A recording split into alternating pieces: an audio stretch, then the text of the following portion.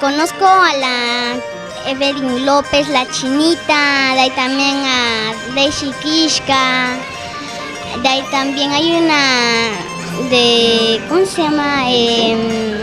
La Estrellita de Huánuco. Hay amiguitas, pues, ¿no? Cantantes, que ellos también quieren seguir adelante, ¿no? Así como yo, grandes artistas, así como Flor Javier, así como mi paisana Alicia Delgado, así es. Wow, mira tú, Yasmín. Dime tú, Yasmín, ¿a qué artistas miras? ¿Como quién quieres ser?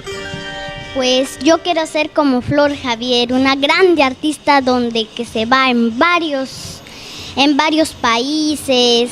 Ella conoce a más artistas, pues yo también lo voy a lograr poco a poco. Cuando sea más grande, conoceré a varias artistas.